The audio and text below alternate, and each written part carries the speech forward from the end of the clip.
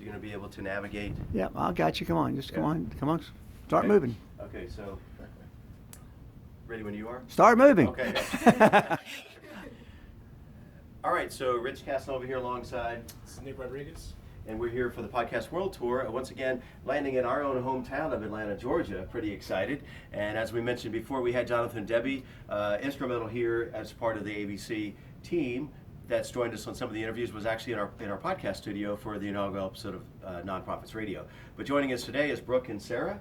So we're going to learn a little bit about your story and the work you're doing here. So tell us about so these are all people that you've become friends with, apparently, right? Yeah, so these are some of my past patients and cards. Some families, even after they've long graduated, still send updates, and it's always great to hear from the kids that I've worked with as they're going along their journey in life. So have quite the collage going on Yeah, here. no doubt. We're a little jealous, yeah. All right, so let's walk and talk here, and we'll continue the tour. So as we're heading your way to over your space, and let's learn a little bit about yourself. So, so what's your backstory? How did you hear about ABC, or how did you get involved? Tell us a bit about your education that was required, that kind of thing. Yeah, it's a great question. So I attended graduate school at Vanderbilt University, and I knew that I wanted to work with children with hearing loss. My exposure up until that point had been with children who did not get cochlear implants at an early age or had followed more of a culturally deaf path. So the children were primarily signing. And so it wasn't until I got to Vanderbilt that I saw that early implantation or early fitting of hearing aids and getting started with AV therapy at a very young age can produce amazing results. I remember the first time I walked into the Mama Lear Hearing School.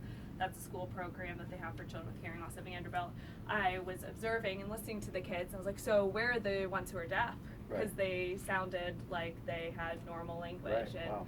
so that's what first sparked my interest in pursuing Blissful certification and becoming an auditory verbal therapist. So that's Sarah's story, right? And Brooke, what's your story? I graduated from the University of North Carolina a little more than a year ago, actually, and I did my clinical fellowship here at the Auditory Verbal Center, and I really got interested in the hearing side of speech and language just through an oral rehabilitation class, and thinking about how amazing it is, the process of hearing, and how much we take for granted Right. hearing on a daily basis. I'm talking here and it's going through the sound waves and getting to your ear and getting to your brain quicker than you realize. Right. And realizing how much language impacts children's future, and I wanted to be able to specialize with kids on a little deeper than just general speech therapy. And I worked at the UNC Cochlear Implant Center for a little bit, and they spoke highly of everybody at the Auditory Verbal Center. And we've got a little bit of a UNC alumni group here. I did my externship there, so I think everyone has some connection to I think one of our stops is going to be North Carolina, so we'll say hi to some of your Oh, folks yeah. up there. Yeah. So that landed me here. And Awesome, couldn't be awesome. happier. Yes. And then I never really answered the part of your question about how I first found out about ABC. So Okay. I was finishing up graduate school at Vanderbilt and knew that I wanted to work in an AV only setting. And as Debbie's mentioned, that's pretty limited. Yeah. And at the time, my husband had just finished his first year of residency at Vanderbilt. So we met when he had just finished medical school and I was a second year graduate student.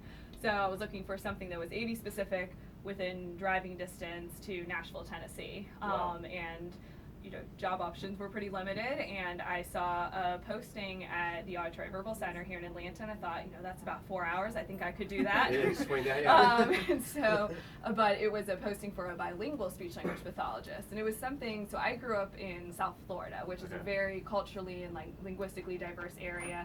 I think 75% plus of the people in South Florida speak Spanish. So even though no one else in my immediate or extended family speaks Spanish, I grew up being exposed to it from a young age. So, but I never really thought I want to be a bilingual speech language pathologist. It really, that part just hadn't clicked. So, but I applied for the position and got it. And my biggest misconception was I thought I could just translate everything. Right, yeah. I thought, okay, I know how to do AV therapy. I've learned it in grad school. Just get a externship. Rosetta Stone and you're Yeah, good to go. let's, I'm just going to translate everything. I couldn't have been more wrong. Really have learned how it needs to be adapted to meet the needs of families because there is so much linguistic diversity and you can't just literally translate things from English to Spanish. And so that's sort of how I started at ABC, was because it was someplace near Nashville.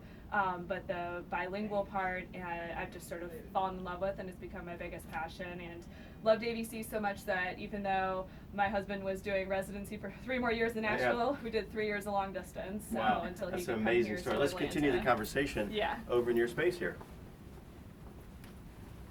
This is my therapy room.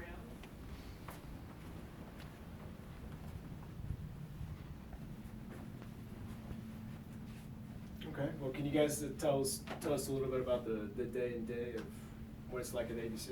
Yeah, so I'm one of 9 LISL certified speech language pathologists who are bilingual, and so my caseload, except for I think 1 right now, is almost entirely Spanish-speaking families. Okay. And we started with 8 families when I first was hired over 5 years ago who spoke Spanish, and then it grew to quickly tripled last Which is year. where I came in. Yeah, exactly. We need backup.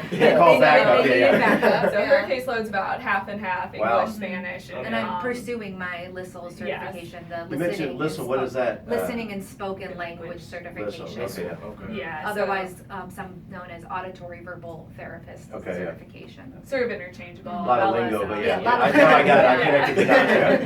Yeah. But from day-to-day basis, so I work with families right now from over 10 different Spanish-speaking countries, Wow. and have learned so much from the families, Right. really. And there's just so much dialectal differences and cultural differences Right. with families, so it's really changed the way that I approach intervention.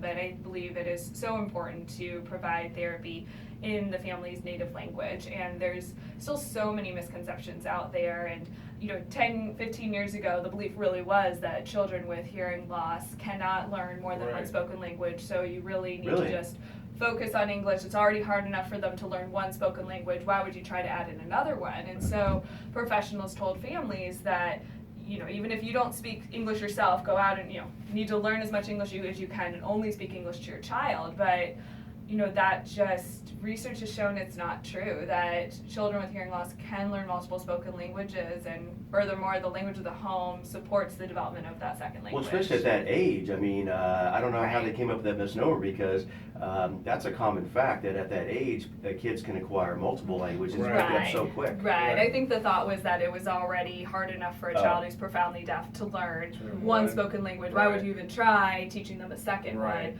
But if a family can only speak to this child in a language that is not their own, they're going to be so much more limited, and that linguistic Right. input is just really going to be more limited in a language that's not their own. So imagine that you were told that your child is deaf, and the very best thing you can do for your child is to go learn as much Japanese as you can. Right, a language that you're not Right, a familiar with language at you're not all. familiar with. That'll Go do learn it. as much Perfect. as much Japanese as you can, and only speak to your child in Japanese, because if you speak to your child in your native language, you're going to be doing a disservice to his language development. And that's really what we're telling families if we tell Right. them to focus only on English if that's not their native language.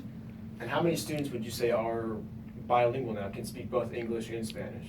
Or a So different all language. of the children I work with, we follow either a sequential development or simultaneous development of Okay. 2 languages. So that means that really if it's if it's an infant or toddler and only Spanish is spoken in the home, then we would focus on just Spanish in therapy. But if it's an older child or a child who has perhaps one parent who speaks English, one parent who speaks Spanish, Right. then we work on developing both languages simultaneously. Right. But really, the language of the home is the language of the heart, and Right. that bond, that parent-child bond, is often already so disrupted by that diagnosis of hearing loss that we have no right to hurt that bond even Right. more by telling a family they can't speak their own language to their child. Absolutely.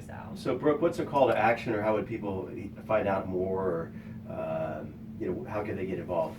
Get involved with the Auditory Verbal Center, Yeah. or get involved with the LISL's program as a whole. Both? Yeah. There's some great resources out there. We refer families often to Hearing First or the AG Bell website. AG Bell is the organization that gives us our listening and spoken language certification. Kind of governing body. Mhm. the industry. But even just going to our website, www.abchears.org, and there's so many ways to get involved and donate, and really just coming in and, you know, if you have a family member with a child with hearing loss or want to learn more about it, we do offer observations for families that are interested and wanting to learn more about it, to come and see what we do here and get a better idea of what it looks like on the day-to-day basis. Well, Sarah and Brooke, we really appreciate your time here today. Nick, man, we're learning stuff every day. Right? I know. I had no idea this is going on. Maybe why don't you close and give a shout out to the podcasters and maybe, you know, encourage them to get involved, or the tie-in, or the collaboration here. Well, absolutely, and you know, you mentioned a bunch of ways that people can get involved, and I think it's just so important as podcasters, you know, being able to listen and stream in different ways is very important to connect everybody, and you know, we appreciate you guys, you know, giving us some of your time. So Yeah, thank thanks you. for so talking much for about coming. it. Thank Yeah, you. thanks for Thanks coming again, to visit. appreciate it. Thank you. It was awesome, yeah. Rock stars. Me too. Yeah. Thank you. All right. Knocked it out of the park.